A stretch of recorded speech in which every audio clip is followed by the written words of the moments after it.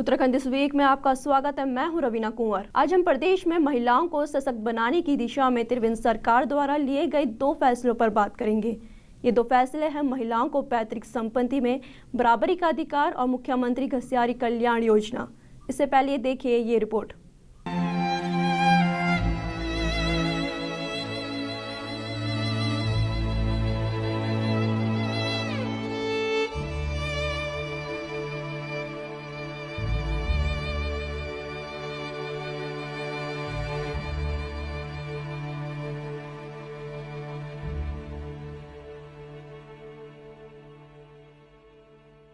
पहाड़ की महिला का पहाड़ सा दर्द। सदियों से पहाड़ की महिला का जीवन चक्र घर आंगन, खेत और जंगल में ही बीता। उसके सपने, उसकी चाहत दिल में ही रही और सुकून के 2 पल भी नसीब नहीं हुए। हिमालय की तरह अटल और मजबूत महिला अपने जज्बातों को दबाए प्रकृति और संस्कृति की ध्वजारोहण बनी रही। जब 1994 में अलग राज्य आंदोलन हुआ तो पहाड़ की नारी का सब्र का पैमाना छलक गया। सदियों की पीड़ा हिलोरे मारकर बाहर निकली और विकास की उत्कंठा ने उसे मुखर स्वर दे दिए। वो पहाड़ की पगडंडी से सड़क पर उतरी और राज्य आंदोलन में शरीक हो गई। उसे लगा कि सदियों का दर्द इस लड़ाई को जीतने से दूर हो जाएगा। वो मैदानों में गई, सड़कों पर उतरी, लड़ाइयाँ गोलियां खाईं, असमत भी गवाई। पहाड़ की वीरांगनाओं के त्याग, बलिदान और संघर्ष से आखिर हमें अलग राज्य मिल गया। 9 नवंबर 2000 को पहाड़ में जब सूर्य उगा तो लगा कि अब पहाड़ की तस्वीर और तकदीर बदलेगी। सुदूर गांव के अंतिम छोर तक विकास पहुंचेगा। महिलाओं की स्थिति बदलेगी। उसे अच्छी शिक्षा, स्वास्थ्य और अच्छा जीवन जीने का अवसर मिलेगा। पर सपने तो सपने ही होते हैं। पहाड़ की महिला ने अपने सपनों में जो रंग भरे थे, हमारे नीति नियंताओं ने उस पर पानी फेर दिया। 20 साल बीत गए, पहाड़ की महिला के सर का बोझ कम नहीं हुआ।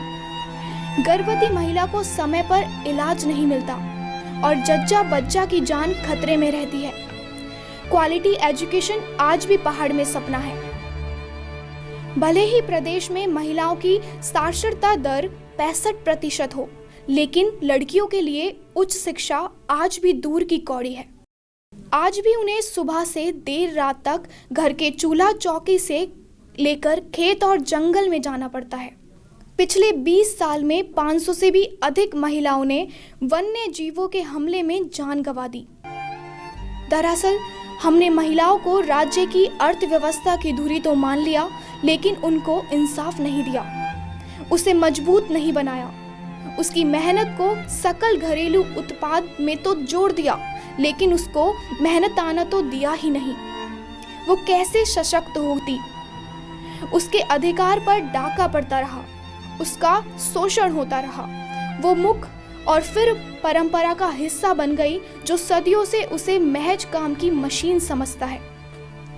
सरकारें आती रहीं और जाती रहीं, लेकिन इस राज्य में महिला नीति नहीं बनी। एकल महिलाओं की हालत दयनीय है। प्रदेश में आपदाएं आए दिन आती हैं। जब भी किसी का कोई इकलौता कमाऊ सदस्य आपदा का शिकार हो जाता है तो परिवार के 4-5 सदस्यों का जीवन अंधकारमय हो जाता है।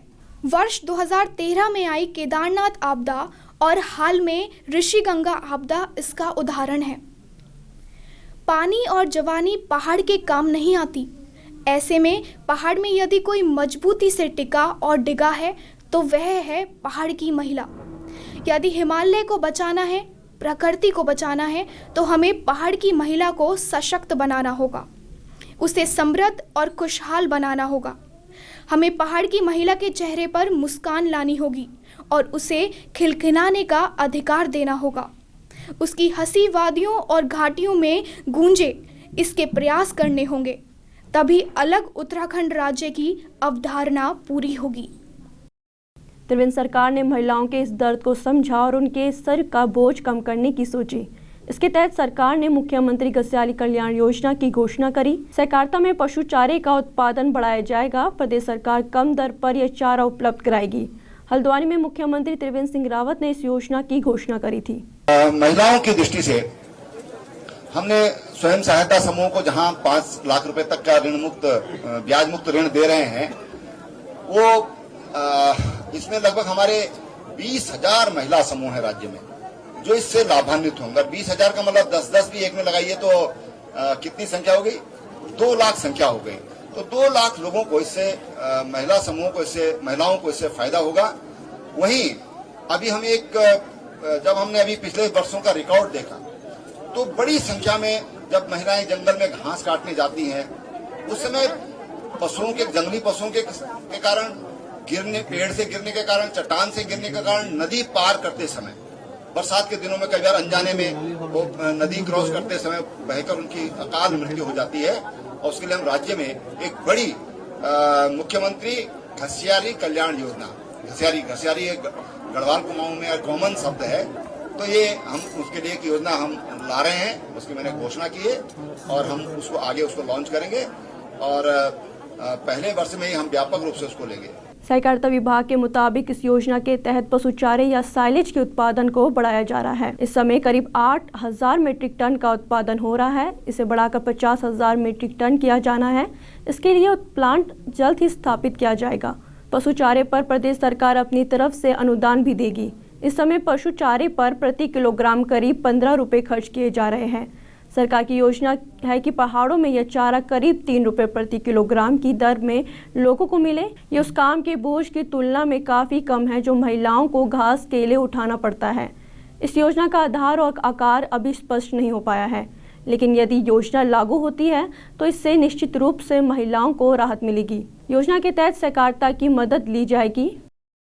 मुख्यमंत्री त्रिवेंद्र सिंह रावत ने महिलाओं को अपैतृक संपत्ति में महिलाओं को बराबरी का अधिकार दिया है। यह भी स्वागत योग्य कदम है। एकल महिलाओं को लाभ मिलेगा। प्रदेश में एकल महिलाओं की हालत सबसे दयनीय है। सरकार ने कभी एकल महिलाओं को आर्थिक और सामाजिक स्थिति पर कोई भी सर्वे नहीं किया है।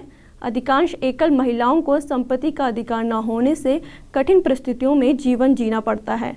मुख्यमंत्री ने चमोली की एक महिला विश्वेश्वरी देवी का वीडियो साझा किया है। ये वही विश्वेश्वरी देवी है जिन्होंने सबसे पहले वर्ष 2008 में यह मांग उठाई थी।